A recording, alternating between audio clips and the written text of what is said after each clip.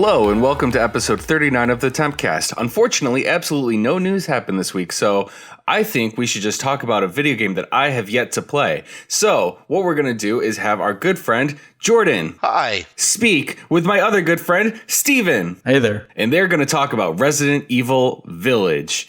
And I'm going to sit here and look pretty and chime in every once in a while. To be fair, if we would have tried to do this on a game you've played, we'd be limited to all of the Kingdom Hearts games and nothing else. Yeah, pretty much. We could talk about Kingdom Hearts. I think I'm good. You sure? We have time. We started a little early because Steven's got to go, so we have some time to talk about Kingdom Hearts. Oh yeah, after I go, if you guys want to do like another 3-4 hours on Kingdom Hearts, I'm okay with that. Why are you volunteering me for this? I'm going to explain the story. So you got to start with Kingdom Hearts 1. You don't start with Birth by Sleep like they say you should. You always got to start in release order. Speaking hey, Steven, of which, you finished Village like an hour ago. How'd you like it? I finished Village, about a half hour ago. I stayed up all night playing it and then still had to only sleep 4 hours and get up early to finish it. But I did finish Resident Evil Village, and you reviewed it for us, right? I sure did. All right, let's start with you, because I know you're a huge Resident Evil fan. Yeah, so in my official GBA Temp review, I gave Village a 9 because I think it hits exactly what I wanted in a continuation from 7 and only stumbles on a few parts. Let's just address the elephant in the room. This is Resident Evil 4. Yeah. Not even pretend that it's not. It's, the rural European setting. Merchant comes back. We've got, a castle and an industrial area. To be fair, industrial areas are in basically every Resident Evil game. But this one felt very reminiscent of the island from Resident Evil 4, just with the kind of grungy aesthetic that it went for. Yeah, definitely. Oh, should we mention spoilers galore for this podcast? Well, I think let's start off not doing spoilers. Let's give our broad thoughts and then zero in a little. Fair enough. I think that it hits exactly what I wanted in a continuation from 7, with a few points that I wasn't a fan of. This is a very cinematic game, and I kind of liked how 7 kept the cinematics light in favor of just doing things in the moment so as not to pull control away from you, which I think that was mostly done for the VR conversion more than anything, but it still worked in the non-VR gameplay. And then just straight up, we're back to being an action shooter, which, my favorite game in the franchise could also be described as an action shooter, so I guess that's not the worst thing in the world. But I did like 7's change to emphasis on actual horror with a little bit of that B-movie style writing, as opposed to the light horror with the campiness. Yeah, it didn't really indulge in the campiness of 4 much, really. No. Which I was surprised by. There's some parts that do, but pretty light overall. The villains are really the only thing I would say, right? And even then, only 2 villains. Yeah, so here's the thing. It's hard to define where this fits into the Resident Evil franchise, because Resident Evil is, I think you said in your review that it's all about change specifically. Yeah, maybe it's a stretch, but considering that the premise of the entire franchise is humans changing into bioorganic weapons, often against their will, I feel like change has always been at the core of this franchise, and that's reflected in the ever-changing style of the games. Yeah, exactly. So I think that's what makes it so hard to define this one, because I don't see it really as a continuation of 7 because it has the same first-person style, but almost everything else is different. It's tonally so different. It doesn't really feel like it's even trying to be scary, which I'm not saying is a bad thing. I thought 7 was really creepy and genuinely scary at parts, but I didn't mind that this went a different way with it. I thought it was a lot lighter and kind of fun, and it reinvents itself as much as 4 did, really, just without changing the perspective. Right. Because, 7 was so reminiscent of the first one, which, they called it Resident Evil Biohazard, and they called it Biohazard Resident Evil in Japan. Yep. And this one basically felt like it was doing the same thing, right? Yeah, to an extent. That is something I didn't really talk about in the review, but I loved in 7 how it seemed like a love letter to all these different types of horror films. Yeah. Where in the Baker house you have, your classic slasher. In the beginning with Mia, you have like the Evil Dead style possession. Marguerite's portion, you have like body horror, and then you get to Lucas and it's just Saw. Yeah. So before I actually really dove into Village, I was kind of hoping that they do the same type of thing, but with more classic, like the old school Hammer horror films, especially with, we've got a vampire in a castle and the main villains are werewolves. I thought it would have been cool to see some more of that classic representation, which we get a little bit of, but it wasn't played into nearly as heavily as 7 did with the more modern horror films. No, not at all. It really just does its own thing. I think what's going to hurt this game for a lot of people is expecting it to be more like 7, which isn't wrong of them because it's the same characters. It's a direct continuation of the story. Right. And on that note, I kind of struggled with what to rank this game in a numeric score. Personally, I'm not a huge fan of numeric scores. I think it can mostly just be boiled down to either really liked it, indifferent, or didn't really like it. But our good buddy Eric Zander inspired me to judge the game on its own merits and not just what I wish it did. And on its own merits, I think it's near perfect. Fantastic gameplay. Surface level, really good graphic. You look at the environments and you still have some of the lower quality rendering from 7, but just super fun. And I'm happy with this direction for the series. Yeah, and I know a lot of people have criticized the length of it. I actually think I really loved the pacing of it. Yeah. It moves quickly. You're never bogged down with stuff. Even 7, which was probably about the same length of this, I felt like dragged a little near the end because it just was paced so much slower, which makes sense for a horror game, but I really loved that about it, and I know Resident Evil always gets flack for the length, and I understand it to an extent when you drop a bunch of money on a game and you're finished in 2 days, but just for the overall quality of the game, I think it works really, really well. Absolutely, and I think the... Oh, wait, hold on. Wait. Eric was going to say something. We should let him, because he's not going to get to do much. We should. Does the length of Resident Evil games in general get flack, or just like the more modern ones? Because, I mean, I don't know. I know that, like, 1 in... Yeah, you're probably right, because I know the remake of 3 did, and I think 7 and 8 definitely have, so... Well, yeah, I think the old school ones. Yeah, the old school ones especially, because, like, a lot of it's, like, puzzles and figuring out what you're supposed to do, so a lot of it's just running around with not knowing what's going on. Or at least it is for me.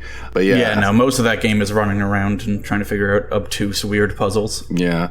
So you said that you liked the length of this, but you didn't just rush through the story like a bunch of other people, right? Like, how long do you think it took you versus how long it would take somebody who's just trying to finish it? It took... Well... I was playing pretty slowly and doing a lot of exploration. I really only kind of rushed for the last area. It took me, I think, about 7.5 or 8 hours. Okay. I can actually load up my save and check real quick, but how long did it take you, Jordan? It took me about 10 hours and like 20 odd minutes, and that's including... I hunted down every beast. I went for every marked treasure that the Duke puts on your map. I explored most of the rooms. Some of them I just got kind of fed up where it's like, I don't have a lockpick right now. Well, maybe I'll come back, and then I never came back. But I ended up trying to do as much of everything as I could. Yeah, I did the same thing. So I just loaded up my save. My time was 8 hours and 5 minutes. Nice. But yeah, I did basically the same thing. I got every treasure except 1. Yep. And I killed every beast. I made almost all the food. I mean, I'm sure I missed a few. I got every one I could find. Yeah. Yeah, I don't know. So it isn't that long of a game. No. But much like 3 and 7, this game's lasting appeal comes from its replayability, where there's challenges to complete. You go back, you replay the game, you beat those challenges, and then you unlock the ability to do the infinite ammo for each gun as you upgrade them completely. I just looked the game up on PSN profiles to see what the fastest, like 100% completion is. Yeah. What do you guys think is, at least according to this website, the record for the fastest from earning the first trophy to earning the platinum? Oh gosh. If you play it on a separate profile, you can definitely speedrun it right afterwards. I'm going to say it's like under 15 hours. It is under 15. I am going to say 6 hours. It's 7 hours and 23 minutes. I was close. Holy Yeah, the person in number 2 is 10 hours, then 16 hours. So So 2 of them are above what Jordan said and below what Steven said. Jesus. Yeah, that's pretty bad, actually. Yeah, if you can run through and 100% it that quickly. There's an achievement to beat the story mode in under 3 hours.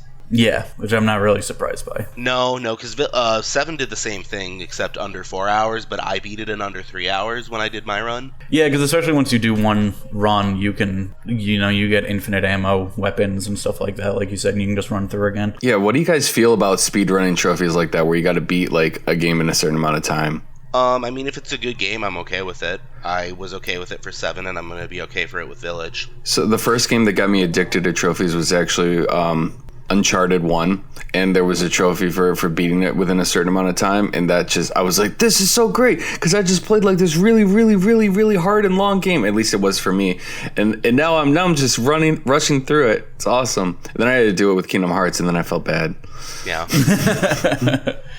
I like doing it with Resident Evil because it usually takes 7 or 8 hours for the last couple to run through slowly, and you're exploring and taking your time with the puzzles and getting into the story and finding all the collectibles. So it is kind of fun then to just turn around and try to blaze through it as fast as you can, and it just kind of makes you see the whole game in a different way. So I don't know. I don't mind trophies like that, but I guess I do have a little bit of an issue with games that get a lot of their length from replays, because I think there are a decent number of people that are in there for the story, that are in there for seeing the scares or the new environments or whatever. It's probably less of an issue with this game, where it does feel like it leans on its gameplay more than its atmosphere, like 7 did. But I generally don't replay games. I'm not a fan of having to go back and do that. So yeah, and that's just the thing. If you're here to play it once, get the story, move on with your life, then yeah, $60 is too much. But you can't say that the game doesn't give you things to do after that first pass.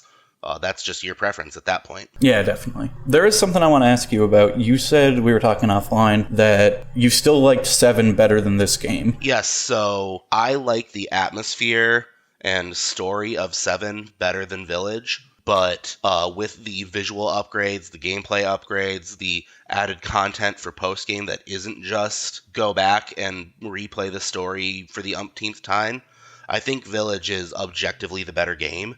I just prefer 7. So what are the gameplay upgrades that you're talking about in that sense? Combat's more refined. It was a bit more sluggish in 7, which can actually be explained with the story when Ethan mentions that Redfield gave him military training. Yeah. I like that the Lycans actually fight back, where it feels like the Molded just spent most of their time stumbling, which definitely was reminiscent of the original zombies in the original trilogy of games, but even then I felt like they were a little more of a threat than the Molded were, because as long as you block in 7, the Molded can't really touch you. And that could be said here too. There was plenty of times where blocking saved my butt. Yeah, that's interesting. See, I don't know how I feel about that, because I do feel like comparing the two games are kind of like comparing apples and oranges, because I feel like that less refined combat suits the horror style of 7 a lot more. It does. And the inventory is a lot better here, the map is a lot better here, but again, I feel like all those things are playing to 7's advantage. They are, and I mentioned that in my review as well, that from a quality of life and gameplay standpoint, moving crafting to its own menu and going back to the attache case style, it's great. But 7 made me manage my resources and told me, no, I can't take all my guns with me at once. Yeah, exactly. And that was more conductive to a horror game. I mentioned that in my review. But for the game that Village is, that works. And yes, I would have preferred if I wasn't constantly handed bullets to the point where I never really felt like I was at risk of running out. It's insane. I was walking around with 120 handgun bullets. Yeah. You either find more than enough, or you find the components to craft more when you do run out. I don't think I ever crafted handgun bullets. Really? I don't think I ever did. I definitely did shotgun rounds, but it just constantly, I would find boxes of 20 and 30. It's insane. Yeah. I crafted handgun bullets at the beginning, and then about after the castle is when I started focusing all of my crafting on shotgun shells, magnum ammo, the explosive rounds for the grenade launcher. Did you guys play on different difficulties? No, I think we both played on standard, and then I started a hardcore playthrough almost immediately after. I almost wish I would have started on hardcore, though, because standard was kind of easy. Yeah, that's another huge complaint about this game. And yeah, I definitely get that. Again, where there's so much more of an action game, just breezing through all the enemies is kind of an issue. So that's probably something I would tell people is to play on hardcore. Yep. And I think that's generally the consensus among people, right? Yeah. I've been trying not to look too much because, like I said, I only finished the game a half hour ago, but I've heard a few people say that. Yep. Our own fellow reviewer, Tom Bombadildo, he played the game first time on hardcore, and he did just fine. He beat the game in like 6 hours. Yeah. So I wish I would have done hardcore, but I was also trying to get a timely review, so I didn't want to risk it being, a properly scaled challenge. Yeah. So we've been comparing it to 7 a lot, and I think, like I said, that's a little bit of apples and oranges to me. I think the more appropriate comparison is 4. How do you think this game stacks up against Resident Evil 4? I think it's very, very clearly inspired by, but I do think with the treasure hunting map, the addition of the cooking, and just the general story itself, not to mention the gameplay of an action shooter in first person as opposed to an action shooter in third person with tanky controls. I feel like Village does enough to stand apart from 4, but you still look at the game and say, oh, this is Resident Evil 4 again. Which one do you like better? Like, do you think that's a fair comparison on a quality level? Are they similar enough in that sense? I don't. I think it's actually more of an unfair comparison from 7 to Village. Really? Because Resident Evil 4 has not aged very well. It is still my favorite in the franchise, but the last time I tried playing it, I'm like, no. I don't want to play. Really? I don't want tank controls on WASD. I agree on a keyboard, but I played it recently with a controller. I only played about an hour and a half, but I thought it held up pretty well, actually. Yeah, I remember when I reviewed it, the PS4 port, which was the last time I played it with a controller. I didn't have a problem with it then. It was when I bought it on Steam and tried playing it keyboard and mouse that I realized, oh wow, this is showing its age. I don't know. I feel like I don't know. I feel like playing both with a controller, it felt like a fair comparison to me. I don't think 4 has aged that poorly, honestly. That's fair. I didn't play Village with a controller either. It's a shooter, oh, really? So I played keyboard and mouse. Yeah, I'm a pleb. I played on PC with a controller. Oh, gotcha. Just to go out of my way to get the worst of every world. That's fair. That is fair. I was going to say, it does feel like... I wish I could compare it more because I haven't played 4 in so long. I've played the game 2 or maybe 3 times, but it's been a few years since the last time I played it. But I think I might like this better than 4, honestly, just because of the pacing. There are some parts of 4 that really drag. It gets really heavy with dialogue. You have these like Metal Gear Solid style codec calls with people that tend to drag a lot. Mm-hmm.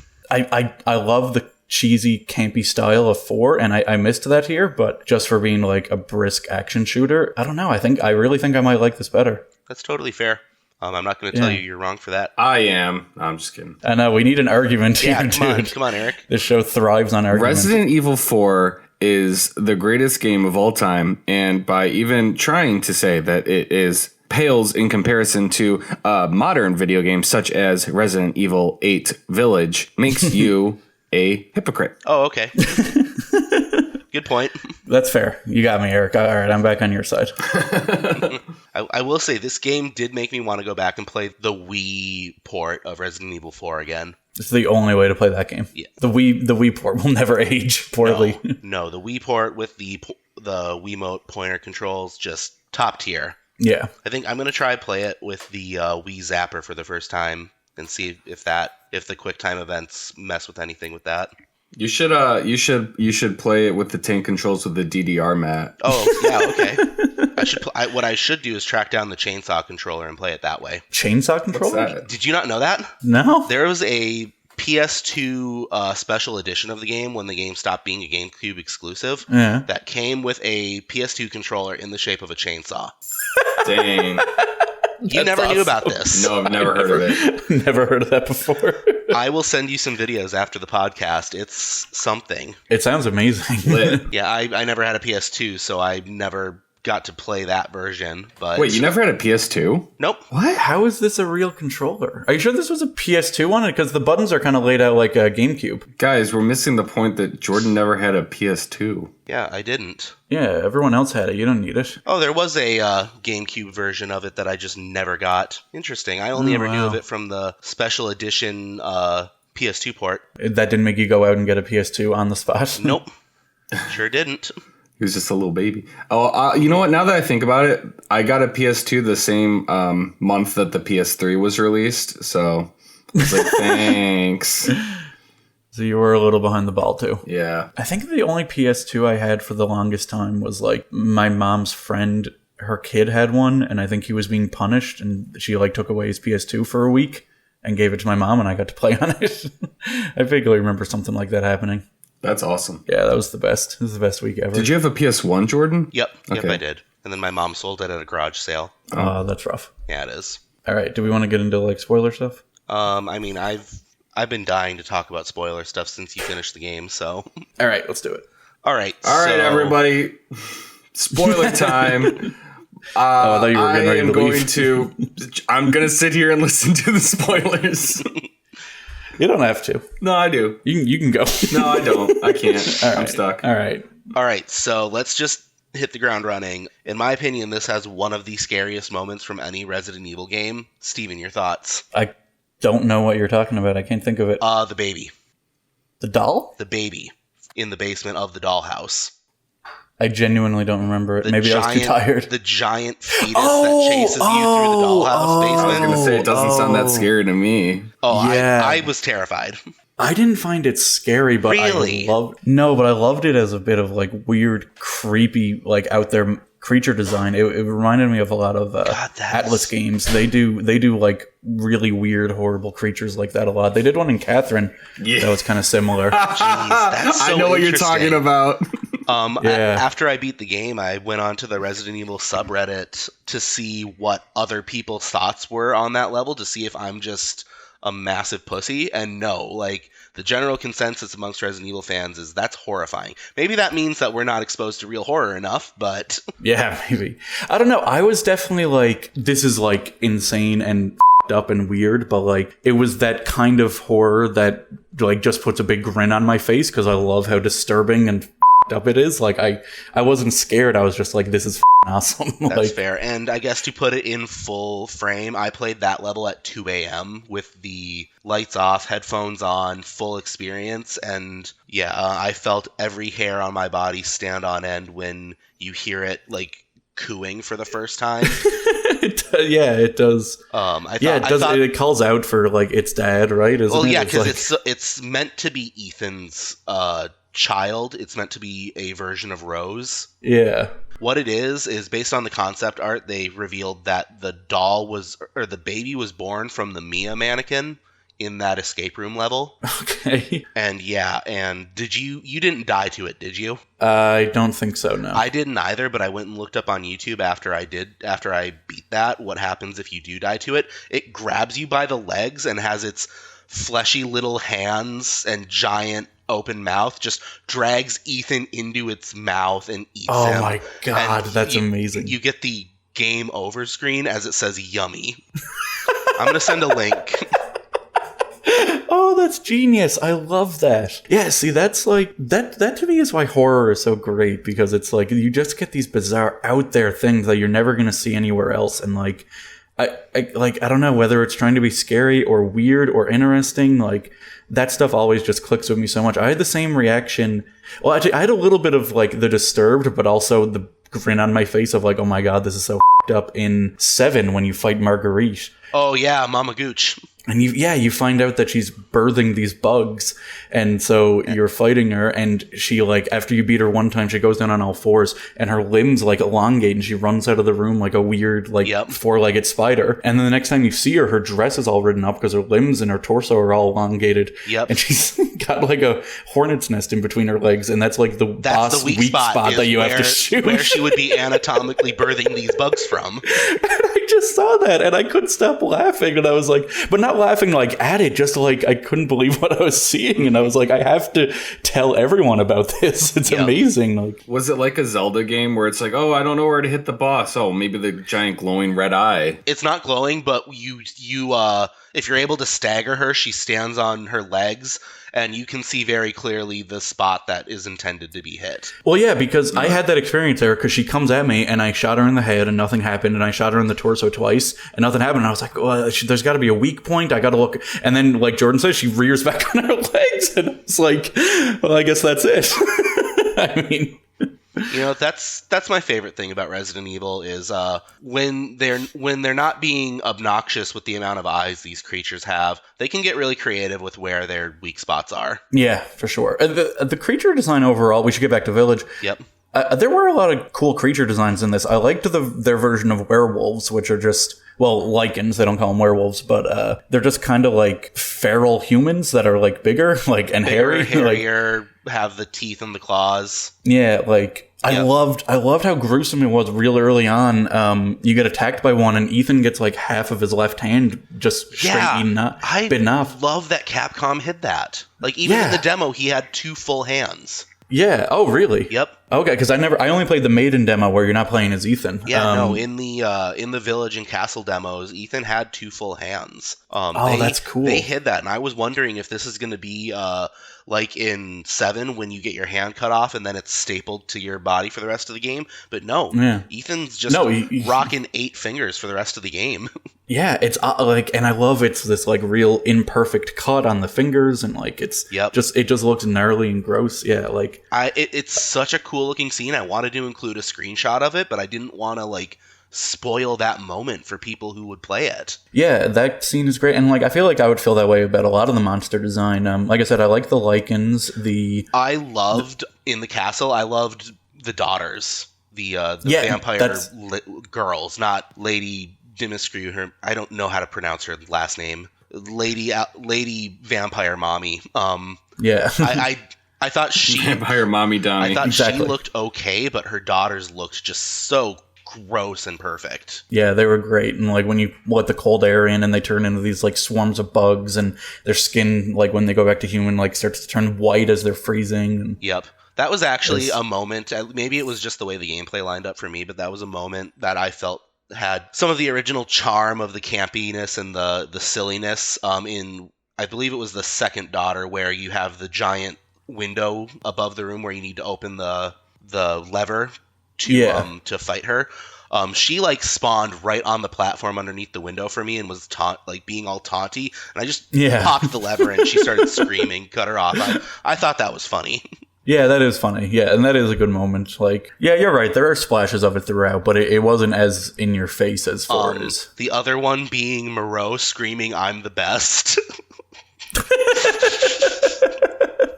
Yeah, let's talk about Moreau, because people are making a huge deal about Tall Vampire Mommy Dummy, but Moreau is amazing. He should be the star. Like, he should be on the cover of this game. Eric, you will not have seen Moreau around probably, but he's a weird, very wide hunchback dude, but his hunch is all made out of like these bulbous pores that are kind of like red, like a dark red and pulsating, and he vomits all the time, and he has a weird inferiority complex where he apparently is made fun of by all the other villains in the game, and he talks a lot about how like he's a freak and a screw up, and then he has these weird moments of triumph and like... Well, did you see Mother Miranda's notes? So that's like a self-insert character, or... Yeah, I hallucinated him. I dreamed about him between playing sessions. Sorry, what were you saying, Jordan? Did you see in the level where you play as Chris and you find Miranda's hideout, did you see the notes on brain function incredibly low? Yeah. Like, even his, quote, mother is, like, disgusted with him. Yeah, and, like, all the other villains... You have to, like, get these items back from them. I mean, we're doing spoilers. I can say you have to get these, like, flasks that are part of your daughter back from them. And the other ones are these giant ordeals. Well, not the doll, I guess. But Moreau, you walk in and it's sitting there and he's staring at white noise on a TV, completely transfixed by it. And you just grab it. Yeah, you and get like, the flask immediately. Yeah, and you could easily turn around and walk out, but Ethan can't help himself from taunting Moreau, and he throws a temper tantrum and, like, blows up his house. But, like, it's awesome. Like, he's just this, like, doofy moron. Oh, he's great. See, I I loved that level because it was just the constant, like, oh, you gotta go do this giant puzzle in the middle of the lake, and if you fall into the water, you're just dead. Yeah. So I loved that. Or if you walk, on a bridge at the wrong moment, this huge fish comes by and eats you, like... And then after you drain the lake, he just turns into another bullet sponge boss fight and is less impressive. Yeah, that was a little lame. Yeah, especially after the anticlimax that is the Donna boss fight. Yeah, alright, so let's talk about the dollhouse. Okay, so remember how I said the baby was like one of the scariest things in the franchise to me? Yep. And then we go back upstairs and it's hide and seek but spooky. Yeah. I was really hoping the baby would have come back for a boss fight, but no, they bring you upstairs and you just immediately deal with the most anticlimactic boss fight in the game. Yeah, I'm actually struggling to remember right now, and I did it probably about 12 hours ago. So you go into the house. There are some cool puzzles you have to solve in there, because you go into this house and you get all your items stolen, and it's, like Jordan said, an escape room. In the basement, when it's an escape room, it's really good. And then you go upstairs with the flask to try and leave, and Donna, the one who controls the dolls, she's like, I can't let you leave. And then the bride doll, her name's, I believe, Angie. Yeah, I think. She gets all, like, possessy and... like, oh, you gotta find me before my friends kill you. And you gotta find her 3 times in the upstairs level of the house. Yeah. And it's not hard at all because she sticks out like a sore thumb. Yeah, the last one she's not even hiding. She's just sitting in the hallway. Yep. And so you find her 3 times, and then you fight. I did like Ethan has a pair of scissors that every time he finds her, he just jabs into her skull. Yep. Just for the absurdity of him stabbing a doll to death out of anger and just, like, petulant, like, I don't know what's happening. I'm just going to destroy this doll and hope it works. Those moments felt very like Child's Play to me. Yeah. But I was too distracted by how bored I was during that, quote, boss fight. Like, I wish they would have brought that baby back. Make me kill the weird up baby. So is there a proper boss fight at the end of that doll house, or do you just find her 3 times and then leave? You find her 3 times, you stab her the last time, and then it's revealed you've been stabbing Donna the whole time. Yeah. And then you just off. Oh, cool. Go off to hang out with Moreau in the swamp. Yeah, at least they follow her up with a great boss. That's true. That is true. Well, again, it's not a great boss fight. Should we talk about the boss fights? How did you feel about... Are there any really good... I recently replayed the first Metal Gear Solid. I replayed that during the week in between doing 7 and Village, and that game's really well known for its boss fights. Yep. And maybe it's unfair because I just played like some of the most famous ones ever, but I can't... None of the boss fights are really standing out. Like you said, they're just a lot of bullet sponges. One stands out for how stupid it is, and it's the Heisenberg fight. Yeah, I didn't mind that because at least it was a little different. At least you're in a tank. You're not just... That's exactly how I felt, because you fight Alcina, and she turns into a giant vampire slug thing, and she's just a bullet sponge. The Angie isn't even a fight. Is Alcina the one that flies around? You got to shoot her off the tower. Yes. Yeah, so and it's very boring. Yeah, because it's not. At first, I was like, okay, this is different, but like, she's not that hard to hit. Really, I don't think you even have to use the sniper rifle. No, I didn't. And then the dollhouse, boring. Moreau, after you drain the lake, boring. I actually, that section took me slightly longer because I almost thought it was going to be like Del Lago, where I had to shoot him when he came up. Oh, yeah. You were trying to shoot him. You were still trying to do him in the water. Yeah, and then after like 5 minutes of wasting bullets and that not working, I pushed on, and that's when I realized, oh, no, this is a puzzle. Like, I have to do the puzzle while he chases me. It's not like the Resident Evil 4 Del Lago fight. There is a moment I like in that fight after you drain the water where Moreau slumps out of the water and he just looks sad and walks away from you. Yep.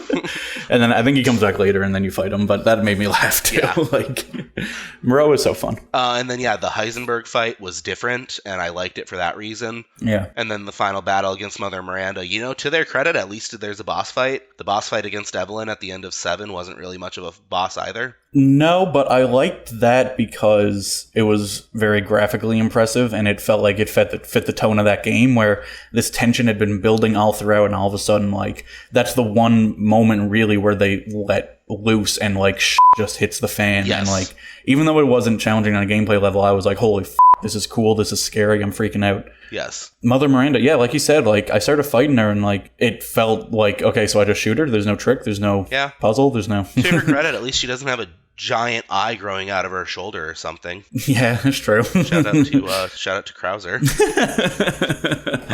But yeah, no. The boss fight's very underwhelming in an otherwise really solid gameplay game.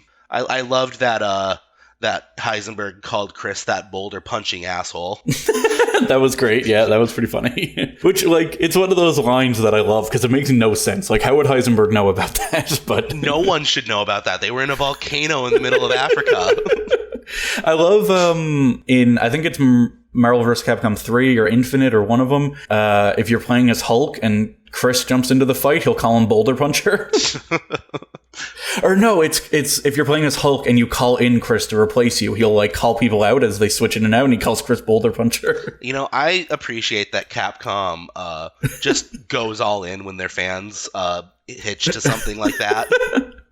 Yeah, it's great. I had thoughts on one thing and I completely forgot what it was. So if you had before we move on from Heisenberg, I want to talk about he was also a really fun villain. Yes. Because he has this weird way of speak. He kind of sounds like he's doing like an Elvis impression if Elvis like was, I don't know, like James Gum from Silence of the Lambs. Like, shut your fucking hole!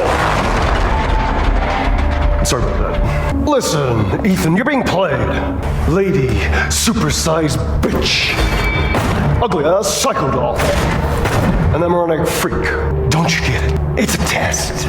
To see if you're strong enough to be a part of Miranda's family. No, but he's really fun. Like, he has this weird charisma to him. He's interesting and weird. Like, I loved a lot of even though you said it was a very cinematic game, and I don't disagree, but that feels like it bookends it. In the middle, it was kind of tight. There's not a lot of cutscenes. Yes.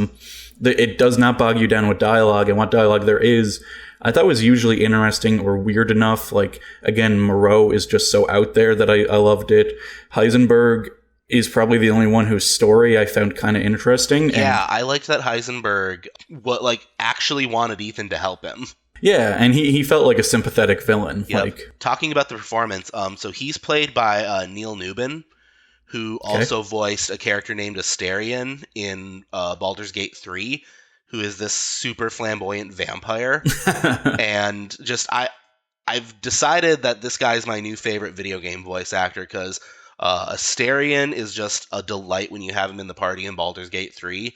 And like you said, Heisenberg is just the best villain in the game. And I'm kind of glad they focused on Alcina for all the marketing so that they could keep this sleeper agent of Heisenberg for the actual game. Yeah, for sure. Because I didn't mind Alcina. There's nothing wrong with her. Donna's really the only one that never gets any development or personality or anything interesting. Yep. But like Alcina, she wouldn't stand out if it wasn't for the marketing, I don't think. No, not at all. And for the internet's obsession with her, that's led Capcom to selling 9-foot-tall bath towels. I forgot about that. Too bad that didn't come with your review copy.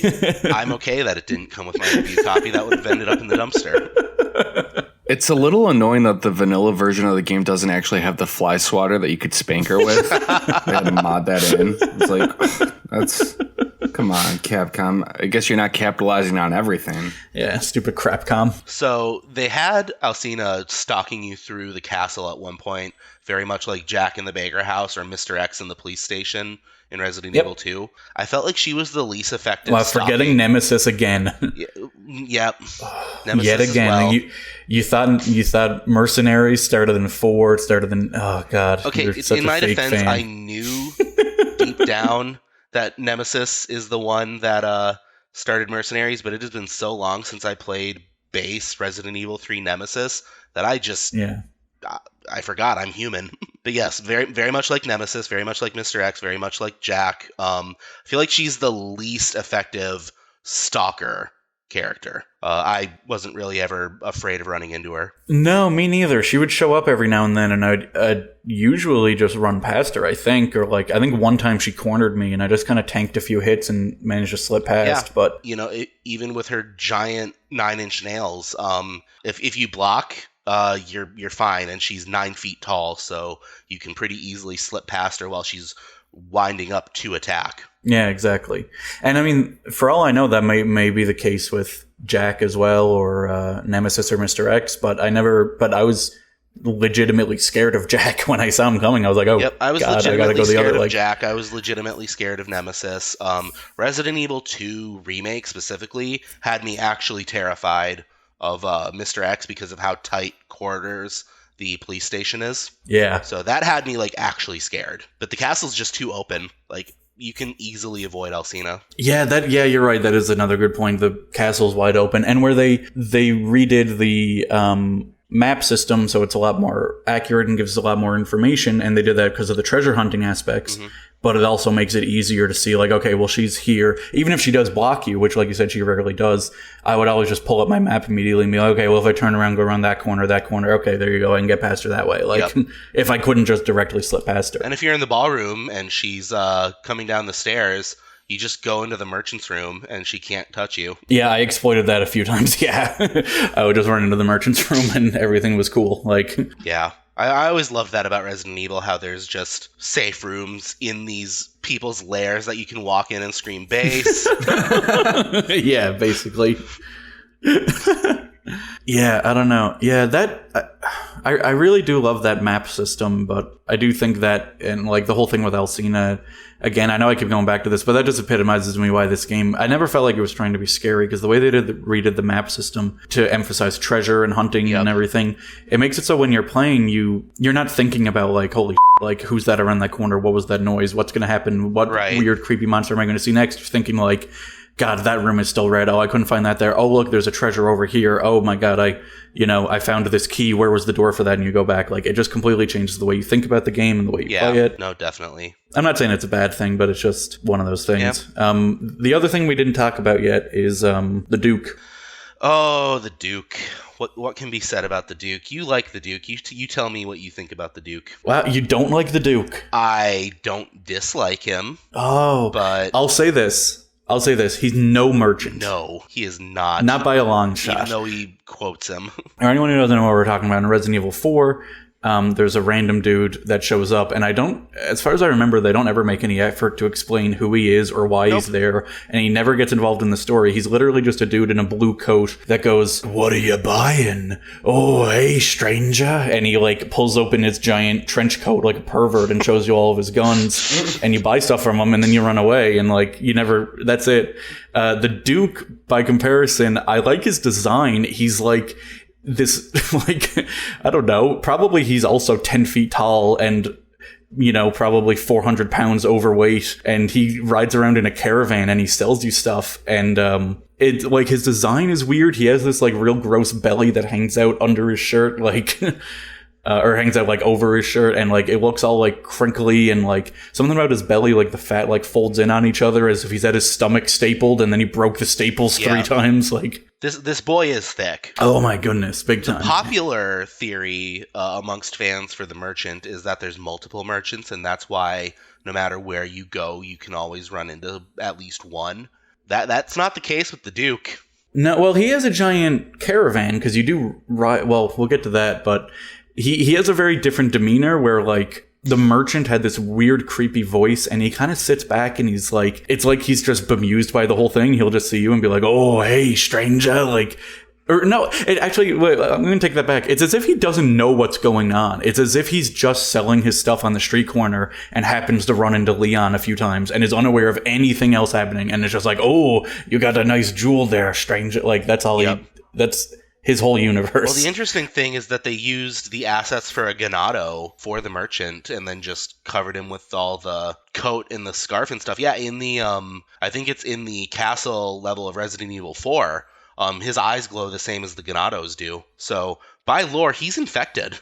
But he retains all of his free will unless his specific strain of Las Plagas was to make him sell things. I think it's just his will to sell, yeah. That makes him... from the technical, realistic standpoint, they just reused the assets. That's very clear. But, yeah, that's what happened. But, of course, we got to put lore into it.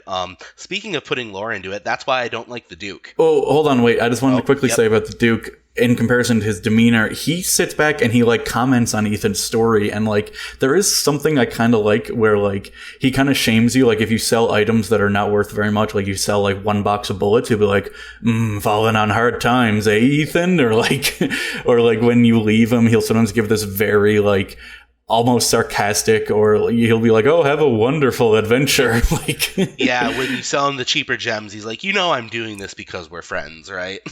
Yeah, exactly. Like I do kind of like that stuff, but yeah, the Duke has likable qualities.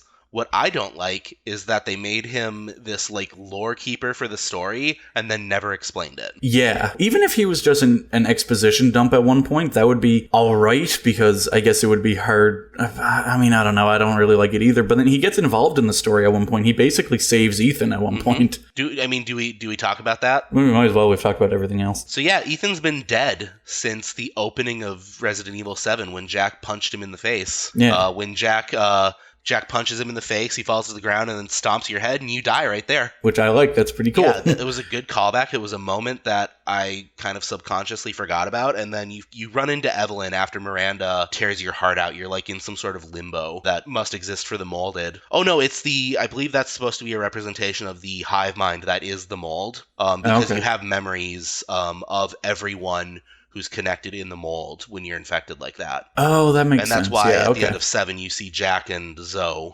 depending on the ending you choose. Yeah. But yeah, so that's what that was supposed to be, was just another physical manifestation of that, where Evelyn's like, yeah, dude, you've been dead for 3 years. You're literally just mold. Which raises all kinds of questions about Rose's conception. And that's actually why Rose is lore-wise supposed to be more powerful than Evelyn, because Ethan is pure mold and Mia, so it's left kind of, it's not really well explained. Mia was at one point infected, but I think the infection like just sort of faded after Evelyn died. At least I think that's what was supposed to happen. Yeah, I think.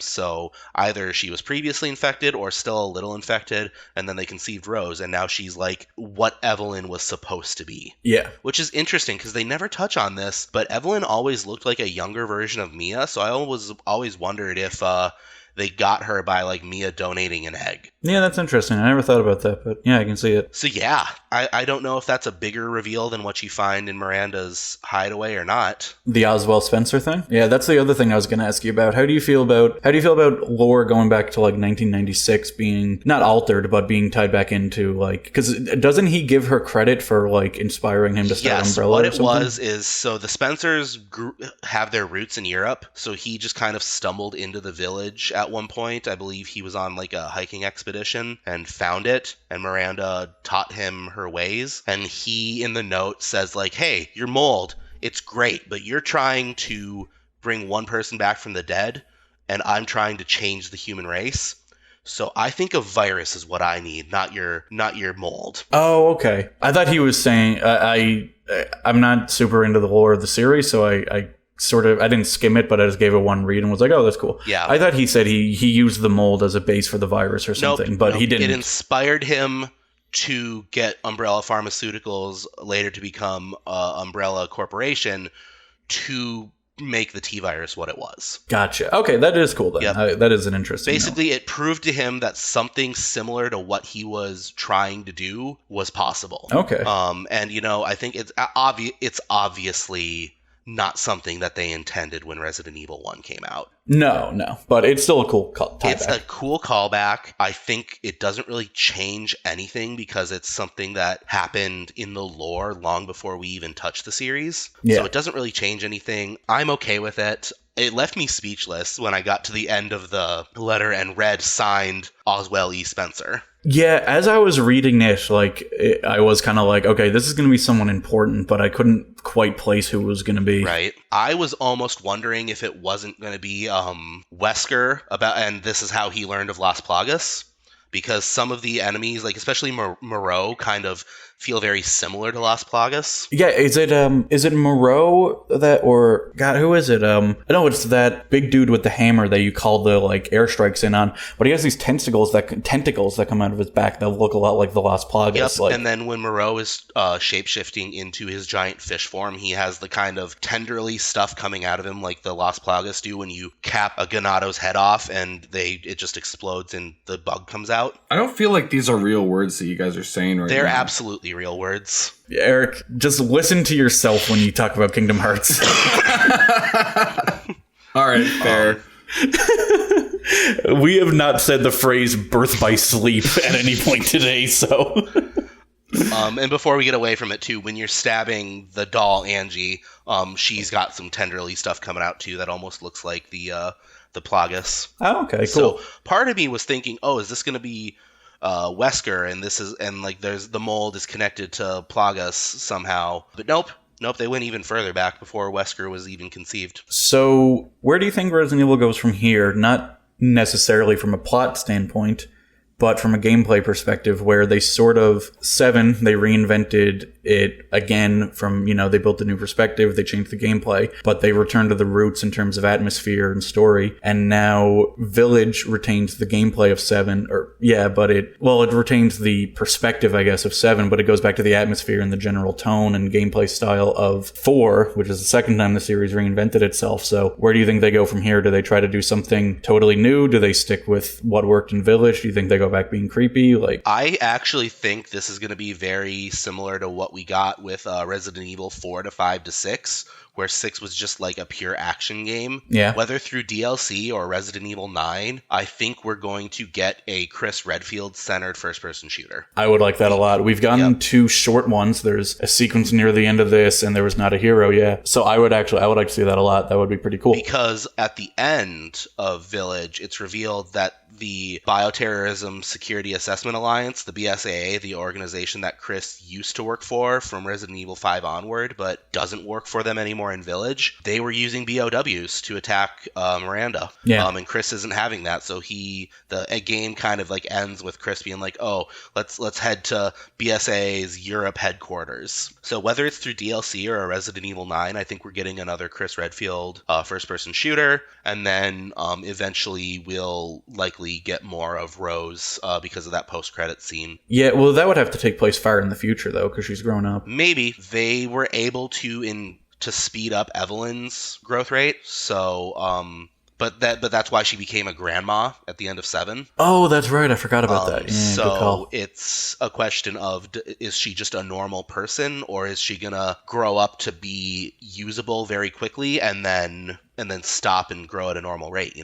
No, you're right. That makes sense. Yeah, we don't know enough about Rose to know what's going to happen with that. The other thing too is not counting Code Veronica or 0. Resident Evil 1, 2, and 3 Nemesis were all the fixed camera angles, tank controls, and then in 4 they reinvented it to the third person shooter for 4, 5, 6, and then 7 reinvented it again. They go in trilogies, in threes for these gameplay changes. So I think we're getting one more first person shooter, and then they'll change it up again to something. Match 3 puzzle game. It's actually going to be a real-time strategy game. Oh, dude, I would be so in for that, though. You're like commanding a giant squad of BSAA soldiers. Ooh. Guys, hear me out. Resident Evil on the run.